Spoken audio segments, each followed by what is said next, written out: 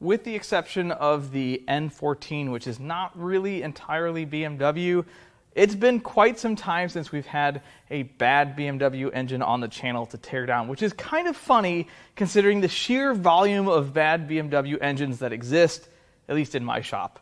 So today we're going to tear down this BMW N55 B30. We've done one of these once before. It's been quite some time. This is a single turbo direct injected inline six. It makes 300 horsepower. This particular engine is a core return out of a 2011 BMW X5, but you can get these engines in lots of cars that end in 35. 1 Series, 2 Series, 3 Series, 4, 5. If there's a number and it ends in 35 in the early teens, there's a good chance it's one of these engines. Now, I don't know anything about it, unfortunately. I don't know miles. I don't know why it's bad. But something tells me that today we're going to find out. The N55 came out to replace the N54, which was the twin-turbo predecessor to this engine. And I'm not here to start an N54 versus N55 war. Those never end up anywhere positive. However, I don't really like these engines very much. I'm not here to tell you they're all going to blow up, that they're all junk, and that they put the suck in successor. But there is one huge, costly reason why I don't really like these engines, and it's because they're expensive. A used N55 is $4,500 to $6,000, or more if you want a super low mileage engine. And I sold a 30,000 mile N54 for about $3,000. And that's the nicest one I will ever have, ever. So huge price discrepancy. And before you say, well, that's because the N54s are older, so they're not worth as much. No, it was like that 5 years ago. It was the exact same disparity 5 years ago. And I think the reason is the demand. Now, N54s didn't come in as many vehicles, so you could argue that, I suppose. But there is a ton of demand for these engines, and there's a really short supply. There's a few things that kill these engines. We'll get into that as we tear it down, but let's find out what happened to this one. The very first thing I want to do is see if this thing turns over. Oh, kind of. That didn't feel good. Let's keep going. Ugh. Okay, I don't know if you can see the deflection in this breaker bar, so let's push down on it so I can show you a little better.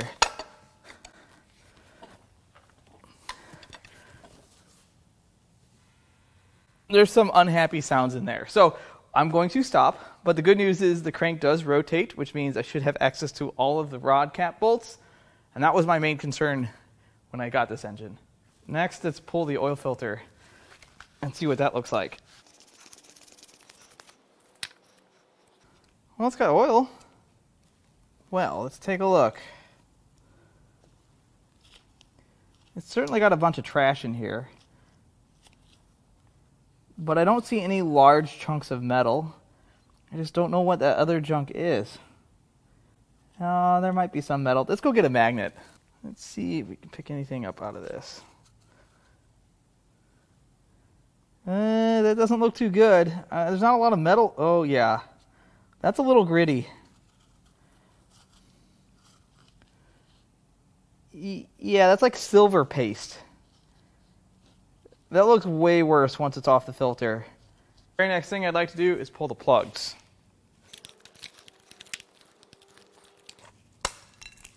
That wasn't supposed to work that way. Usually you can just pull them up by that. Okay. So this sat outside. That's not good. We're off to a rusty start.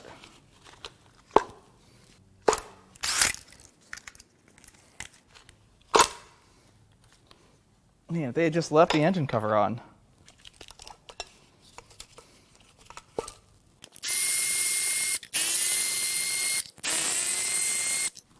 Oh, that's not good.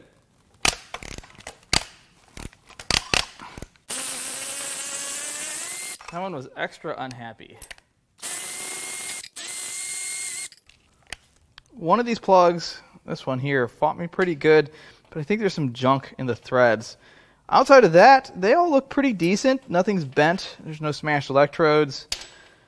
They look just like they had water sitting in the tubes.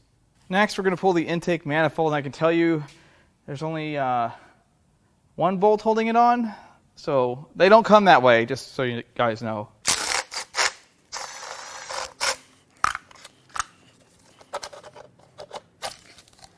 Viewer discretion is advised because this is ugly. And this is pretty common for this generation of DI BMW.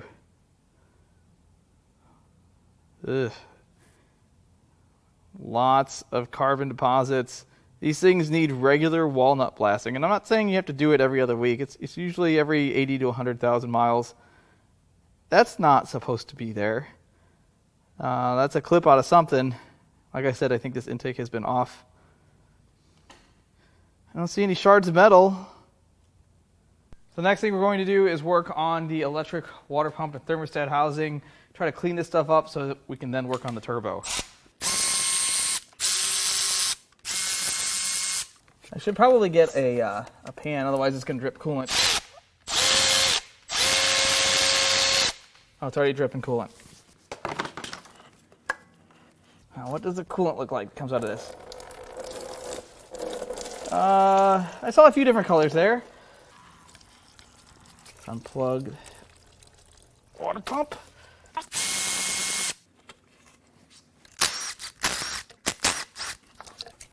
And this looks like a little bitty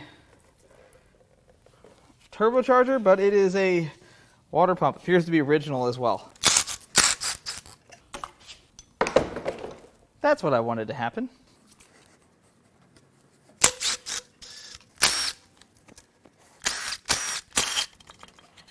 Do I need to get blue? I think I need to get blue.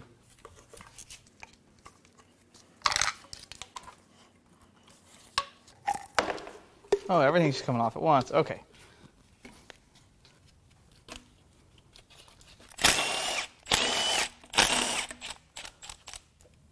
Let's see if we can get this oil drain out.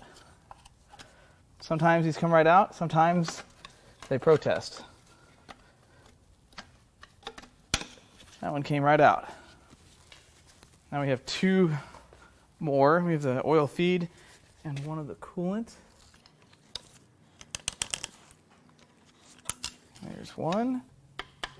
Okay, that one might just have to come off when I pull the turbo. I don't think I can get to all the bolts with that there. Okay. Man, can you imagine doing this in the car? I can't. There we are. First, let's get the shield out of the way. We'll just put that up there. Actually, just take the whole thing off. Now let's zip some bolts out.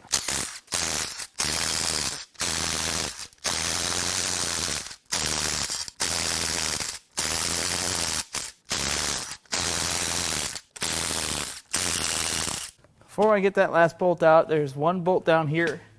I need to get that out that supports the turbo. I knew that was going to happen.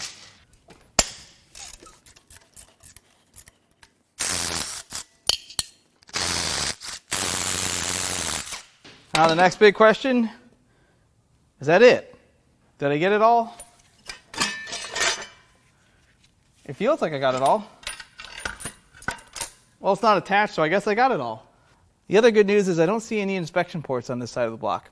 Let's check out this turbo. So the impeller looks pretty decent.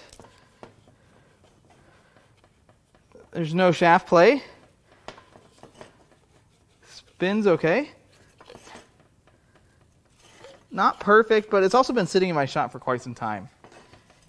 This might be a good component here. We'll have to do some more checking. It's got a little bit of play. It's really not bad. I wouldn't call it bad at all. Now, I don't see any cracks in the exhaust manifold, not that these actually do that. Everything looks pretty good. It's a shame these aren't worth more. Next, I'm going to go after the harness. We're going to try to get the harness off this engine. It'll just make it a lot easier to work on.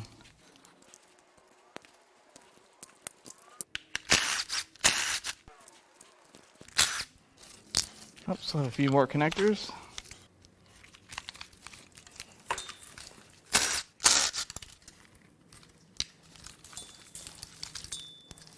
And the harness is off. Nothing to it. The next thing I'm going to work on is removing all these fuel lines and the fuel rail.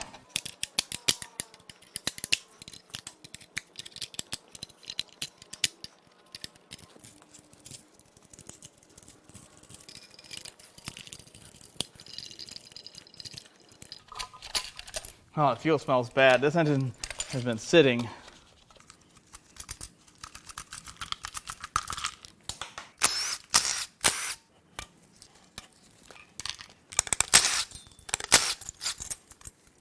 Rails and lines are off.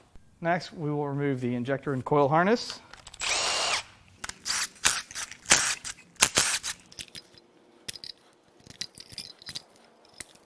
And now the valve cover.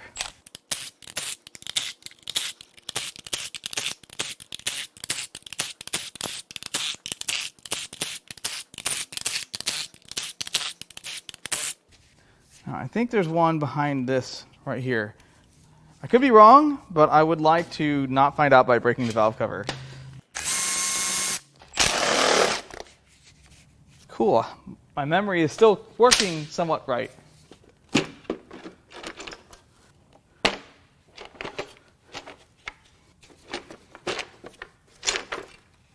And the valve cover is off. So these engines suffer from Valvetronic, and I'm making a joke here. They have Valvetronic, which is a very fancy valve train on the intake side of the engine. Basically, the throttle body is it's not really necessary. The amount of air going into the engine is controlled by this cam right here, which controls the amount of engagement of the intake cam, essentially. So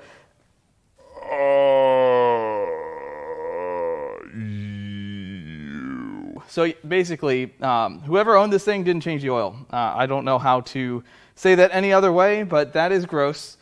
That's a lot of varnish in here, and I'm not surprised. I've seen this before. Now, this looks like it's been replaced. So clearly, someone was chasing some sort of problem that would have probably been remedied by, I don't know, changing your oil on time. So I was poking around, looking at this thing, and I noticed that there is a piece of plastic. It doesn't look like it's home down there. I can't really tell what that is. I don't really see anything else to arrive. I mean, obviously this is a lot of varnish in here. It doesn't look great, but nothing seems obviously broken. Not yet. Another thing that I noticed, someone's been in here before, which is no surprise for as old as this engine is. Someone used a whiz wheel to clean the gasket mating surface, and please don't do this, guys. Please. This is unnecessary. Just scrape it like a normal person. I know a lot of you do that, and in some applications, it's fine. Just aluminum, not a fan. Next, we'll get the Vanna solenoids out. Nope, we need blue for this. Yeah, maybe just a little screwdriver. Yeah. That's not good. Hopefully this one's better, but I have my doubts. Nope, not better.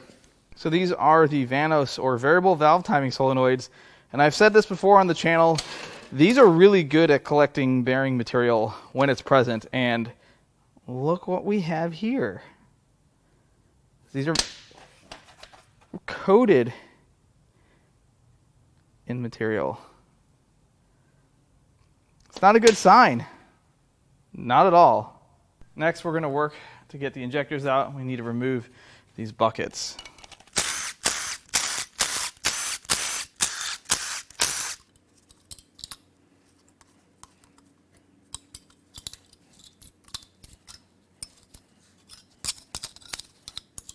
I would say this is all in pretty poor condition.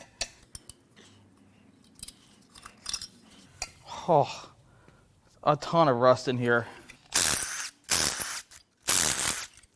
Oh, these might actually come out.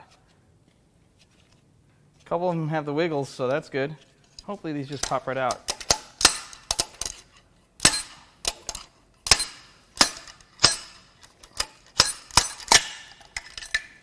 Look at that. With as crusty as that is, and it came right out.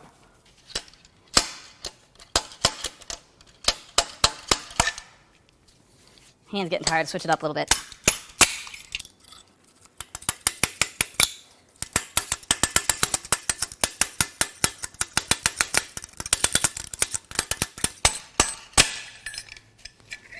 The rust dust is something to contend with.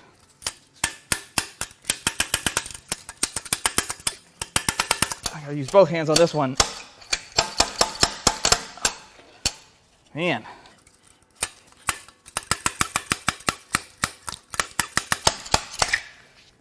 Well, all the injectors are out, and I am really surprised because this is what it looks like in here. I think water has been in here for years, and I'm not exaggerating. Now we can see if we can get these out.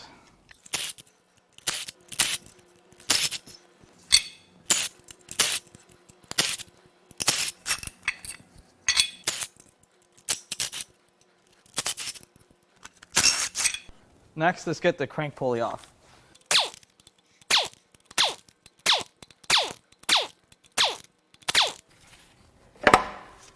Next, we'll get the cam gears loose. And now, the chain tensioner.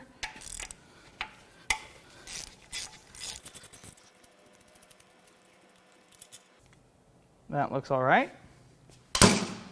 Now there's a couple plugs to remove. 1, 2, and 3. I think that's it. I could be wrong. Haha, let's get the ratchet.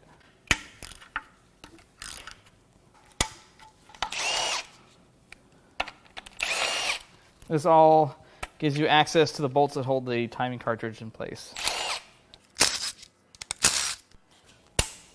That was unnecessarily tight.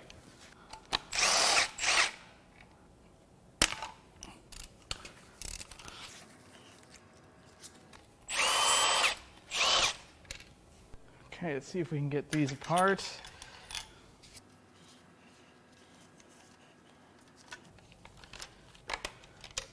Well, there's the new one. It's like an OEM part. Looks good. Now, can I get this off? Yeah. Actually, I need to get this sensor out of the way. That's going to impede that coming off. I think that sensor can stay there. This will work just fine. Nope, still need blue.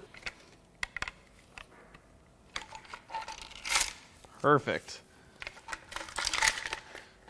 And we'll take that apart in just a second.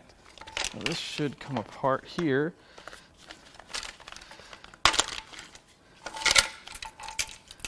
Here's one piece.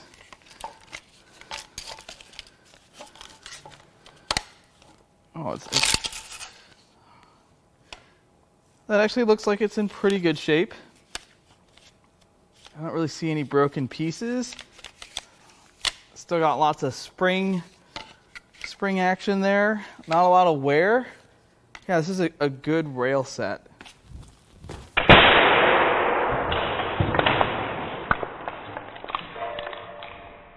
Before we tackle the big head bolts, there's some bolts around the front of the engine.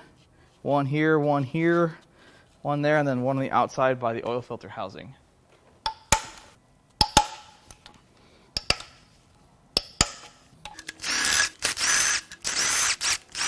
Now to get access to some of these head bolts, I'm going to try to leave the Valvetronic system together because otherwise it's a little dangerous. I know there's a special tool which I don't own because I don't own Valvetronic cars and I don't even sell N55. So I think we're going to try to work around all of this. I think I have enough to access all the head bolts, but we are going to pull the exhaust cams, just a regular BMW style tray and lifter, and we're going to pull that out. It'll make things at least 50% easier.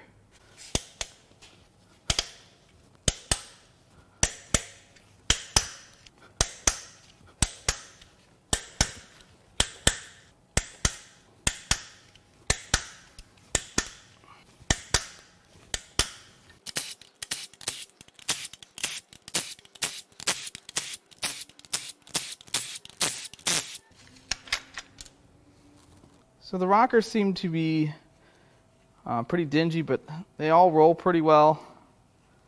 I don't see anything terrible. I mean, obviously it doesn't look good. This engine has certainly been neglected. You can tell by look at the buildup, oil deposits, and varnish. Now the tray doesn't look too bad. There's not a lot of metal transfer. I don't see any deep grooves or scratches or on the cam. It's a pretty promising sign. I think the ultimate goal here, like the biggest win with this teardown, would be if the crankshaft made it, because the crankshaft is the single most expensive part of this engine.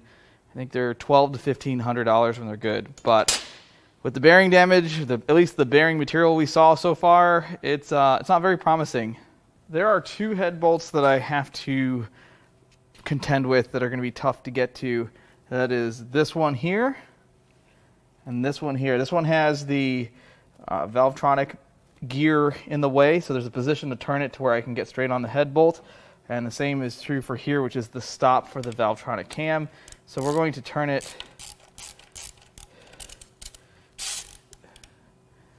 and I need to remove the stop right there, but I think I'm in position. I'm going to hold this and hope that this doesn't spring into some position, because you don't want to let it do that. The springs are very strong and it will snap on you. All right, so this engine has two different sizes of head bolts. The four on the outside are T50s.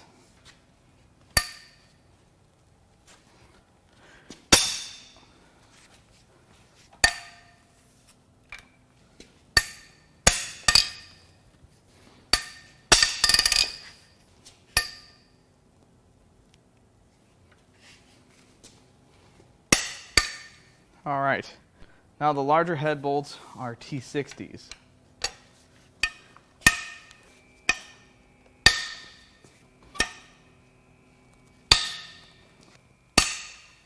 Now before I take this head bolt out, I need to remove, this is the stop for the Valvetronic, and I need to get the right size socket to do that. It's not always necessary, but it certainly helps. And now we should be able to get on that head bolt. Uh-oh, that wasn't good. Now to get access to this one, I've got the gear in the right spot, but I need to remove this little oiling tube.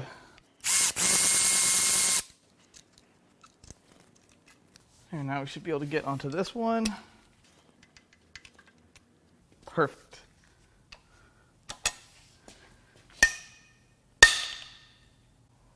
Now we gotta make sure that that gear doesn't rotate and inhibit the tool, which it could do, and is trying to do. Whoa, Nelly. That needs to go like that.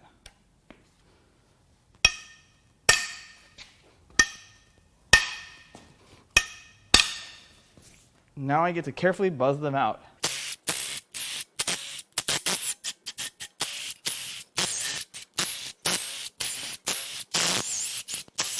There, now I've got them all. Now we get to fish them out. Nope, that's too much work. Hey, what?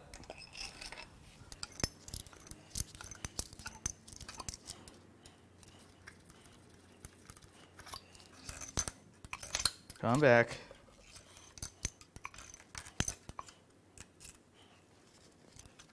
Oh, this is in the way a little bit. There we go.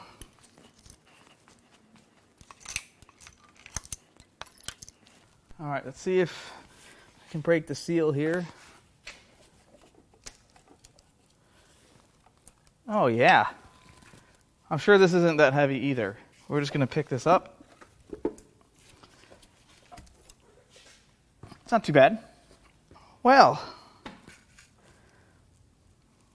at least it's got 6 pistons in it. That's always a good sign when the correct number of pistons are still in the engine. Head gasket looks pretty good. I don't see anything wrong with that. Lots of stuff fell through those corroded spark plug tubes. It's time for some science. We need to do our test to see if we have any disconnecting rods.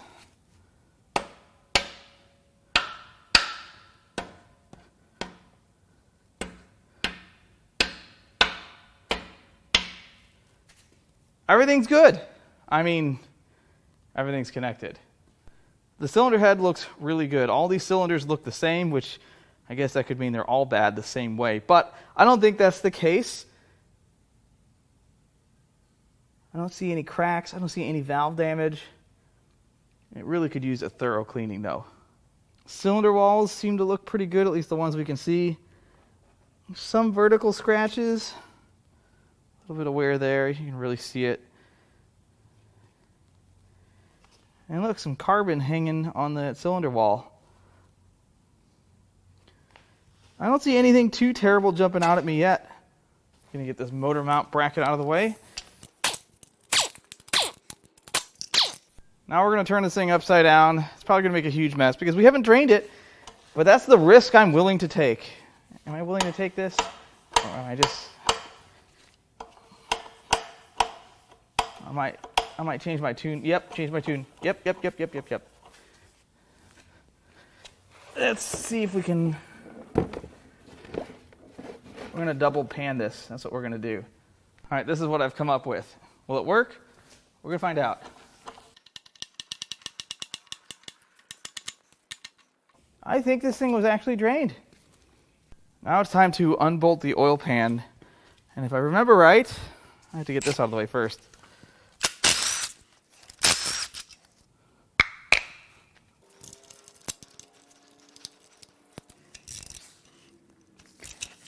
I'm going to take that off so I have access to the bolt behind it.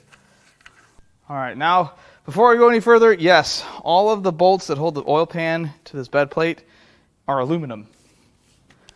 It wasn't my idea, okay, guys? I believe they're also a one-time use, which is why I'm going to save them.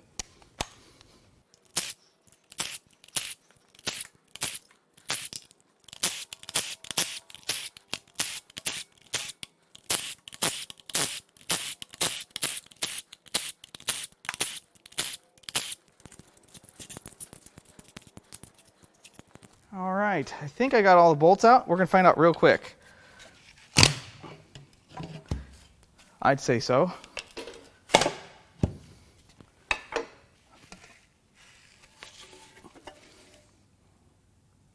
Ooh. Well, the inside of this pan is not so great. There's some chunky matter. And if you look down on this oil level sensor, you can see some forbidden glitter and sparkles, a lot more chunky stuff. I'm not the smartest man in the world, but I'm going to go with this crank may not look so good.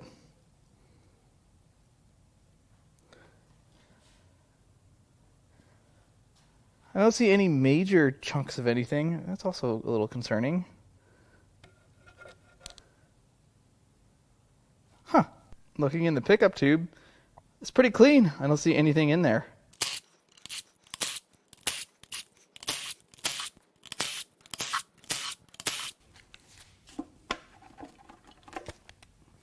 Well, the rotating assembly doesn't look too bad. I can't feel any play here. This one's just a little tinge darker, so there might be some issues there. And we can't see what number 1 looks like because, well, there's an oil pump in the way, which is the next matter of business. Ooh, that felt good.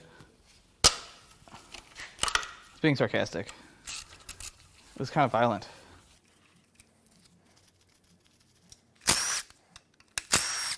That helped me. Oh, I think it did. I think I can get the oil pump off now.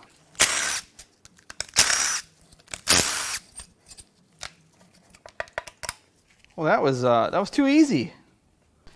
Now it's time to take the oil pump apart. And I initially thought these were Torx fasteners, but they are ribe sockets, at least. I believe that's what they are. And while I do have what I suspect is a R6, they don't really fit that great. We're going to try it. No, that's going to be a fat no. Let's go get the T30. See, that works. It's not right, but it works.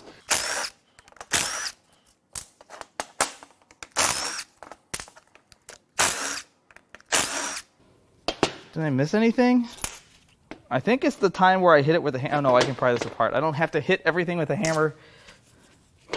It is a lot more fun though.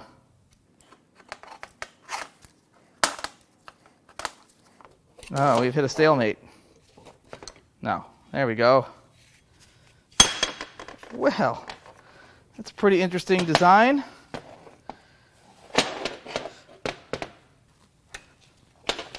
So it's a pretty interesting oil pump design.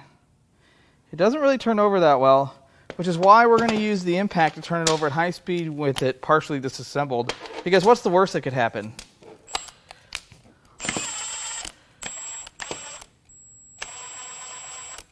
I can't go slow enough. There we go.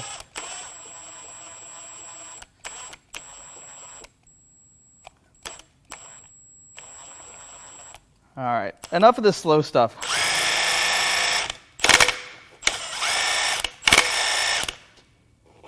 All right, that seems pretty good. I don't know if I can get this apart. Let's, oh no. Okay, that's fine. This big collar. That's a pretty tough looking spring in there. I don't know if I should try to get that out. Now I can get this out. I got to get the this off, I think. Nope, that's not enough to take that out. There must be some kind of clip in here. Let's see if a hammer can fix it. Nope, apparently that's not how that works. All right, well that just won't come apart, and I've made a giant mess. But let's clean everything and take a look at it. Well, right off the bat, you can see there's a little bit of wear on that housing. Like there's been some debris run through here. The vanes themselves, not a ton of wear. They look pretty good. This is the first oil pump of this design that we've taken apart on the channel. Unless I just can't remember, which is entirely possible. I don't really see a ton of damage on this either. It's a pretty cool piece. There's not really much to see on this, but if you look in here, it's kind of hard to tell, but there's definitely some wear in there as well. And then, of course, you've got some machine marks. Nothing crazy. So you might ask, why would I take this oil pump apart? And yes, I know I could reassemble this, and it might be okay. I am not in the habit of selling oil pumps out of engines that I believe had some sort of oil-related failure. I just feel like that's just not good business practice. So I tear them down with no care, and then they get scrapped, or people buy stuff to put on their desk. That's about the extent of my oil pump sales. Now, one thing we haven't done is turn this over since we started pulling parts. I've got the chain hanging out of the top of the block so that nothing gets in a bind, and we're going to see how this turns over. Oh man, that's not okay. I thought I could use a short bar, but it's quite clear that this doesn't like to turn over because there's some failure still in the short block. So let's get the big bar, and we'll see if we can start getting these rods and pistons out. Yeah, that takes a lot of force there. All right, we're going to start with, ooh, that doesn't look good. I'm going to start with cylinder 1. And because this engine is so difficult to turn over, I'm going to do number 6 at the same time.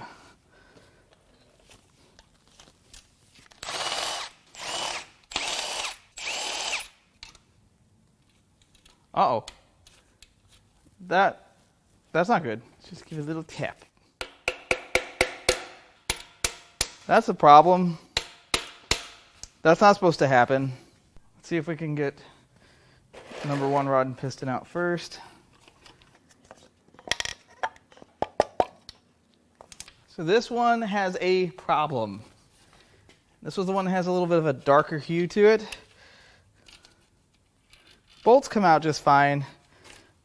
The rod and piston are no longer attached to the crank, but the cap is very attached. That was a cool trick.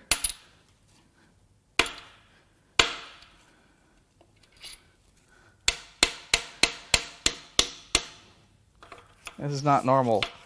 There we go. Uh-oh. That's no good. That is a spun bearing.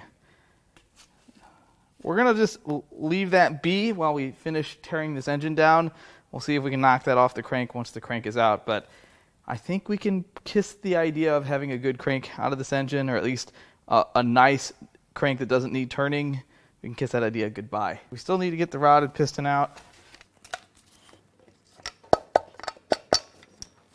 Okay, now let's see if this turns over any easier. Oh, yeah, that's a lot better. So next we'll do 2 and 5.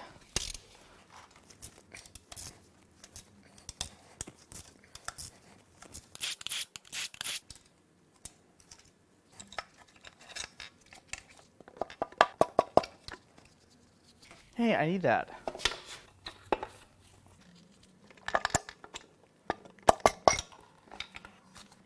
Some of these are just really full of oil. I bet it's even easier to turn over now. I still think there's too much resistance. We may find more damage.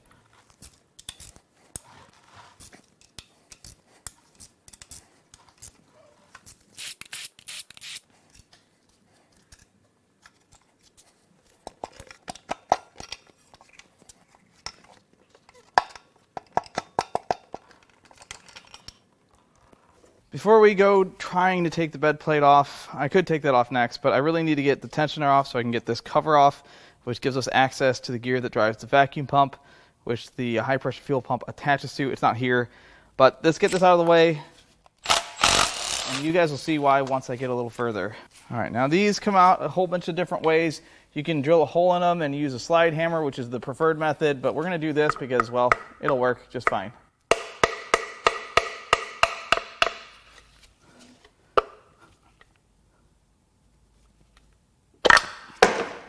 Just fine. Now we can take out this T55.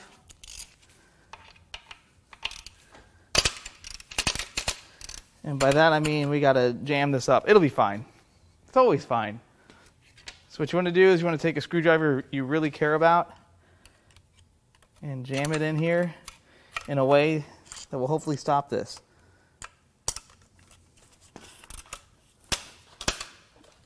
It's not working. So what we're now going to do is put this on the impact and then just hope that that does it. See? You just got to have a little faith or be a little careless. One of the two. And so now when we pull the crank, this whole chain and cassette come out at one time. Otherwise, we would never get that apart. Now we can get the bed plate out of the way. These are aluminum too.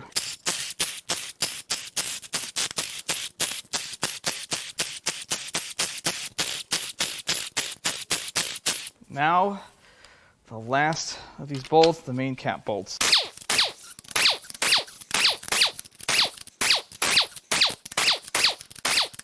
I think I'm done. I'm done. Wait, no, I gotta still get this apart. Blue.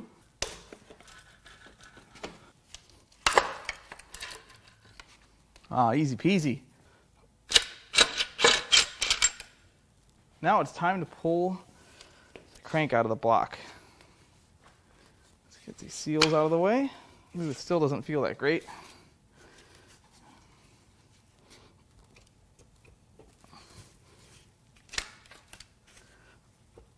This seal is a problem.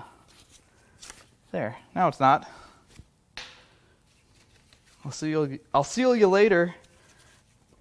Sorry, that was terrible. So there is the number 6 rod bearing, which is spun, and now we're going to attempt to remove it from the crankshaft. Gonna use your chisel driver.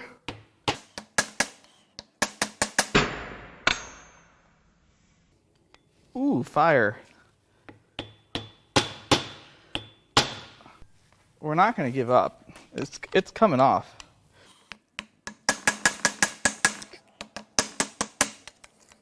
Okay, pry this way.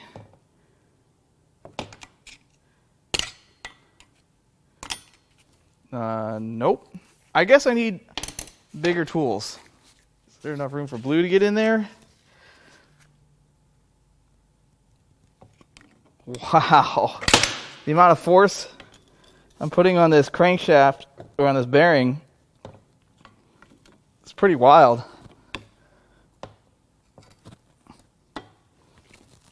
Let's go get a real chisel. This'll do it. Maybe.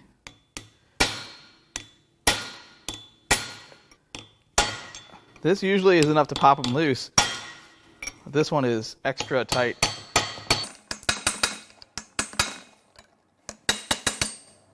I'm getting pieces of it off, but that's not what we're after. Let's keep going here.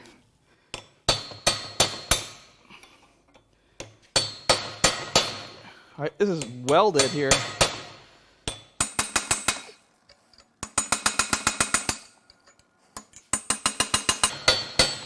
Aha!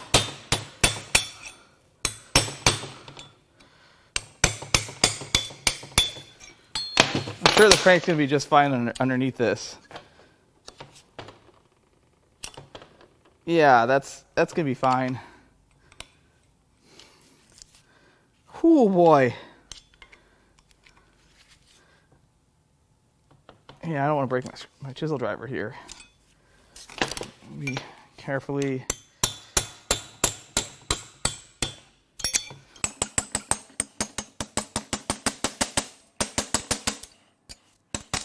Hey, one's off. Yay! Success! Well, let's take a look at these rod bearings. Cylinder 1, I mean, they're not terrible. Obviously, they do have some damage. And then we get to cylinder 6. Those were welded to the crankshaft. That was a lot of effort to get those off. The rods and pistons, not too much skirt wear. This didn't do enough bearing damage for anything to strike the cylinder head. I don't really see anything too terrible. Obviously, there's a lot of dirt and dust that fell down when we took this engine apart. It's really not terrible. And then even you get to cylinder 6, that's a little darkened. It's really not as bad as we've seen. I mean, the top of the rod looked worse on last week's Jaguar teardown. That one's got the most skirt wear, which is to be expected. On the crankshaft, it looked pretty nice. And it isn't, though. You know, this part looks all pretty good. I don't see anything terrible. But then you get to that journal there. So we're going to put some acid on it and try to eat up any of the aluminum that's transferred. And then we'll actually get an idea of what this looks like. I'll work on that in the next few days. You can see there's a lot of aluminum welded to that, well, on the crankshaft. But the main journals look pretty good. This crank, I'm not going to call it good yet. The main bearings, some minor wear, but nowhere near as bad as the rod bearing, at least number 6. Now, we have seen these on the channel where they have spun a main bearing and everything else looked perfect. Let's check out these bores. There is some wear, vertical scratches. It's not too deep in cylinder 1, and it's pretty consistent across all of the bores. This one is just a little worse. And then, of course, some more wear there. But the difference between the best cylinder and the worst cylinder isn't really that great considering the condition of the rod bearings. That one actually might be worse. The block deck looks good. I think this is a good builder bear block. Normally, I would go into some spiel about how extending your oil change intervals is a terrible idea. It's extremely detrimental to the health of your engine, especially if you have an N55, which is very particular about oil pressure. It's not a good idea to maintain it as poorly as this engine was. But, yes, there's a but here.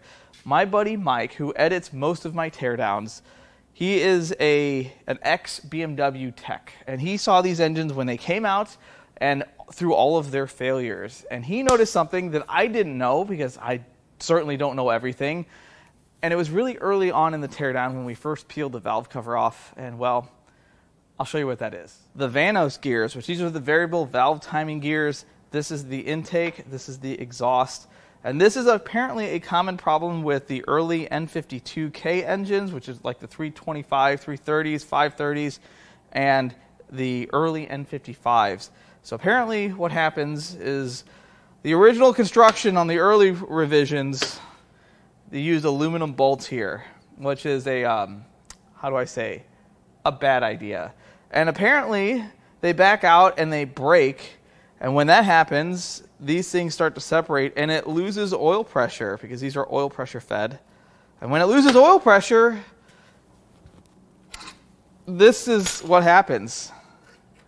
Apparently, that damage was already done. And likely what happened is that this thing was throwing codes, maybe it was making a bunch of racket for the exhaust vanos.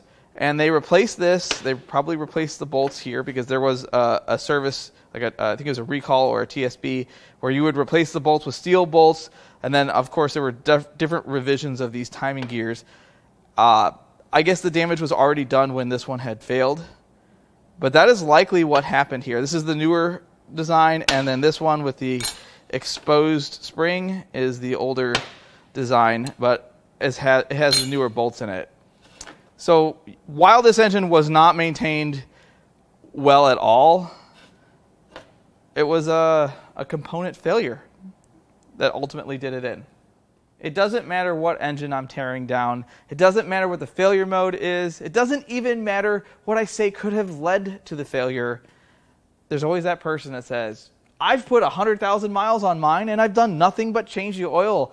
You have no idea what you're talking about. You must hate BMWs. Have you seen my driveway?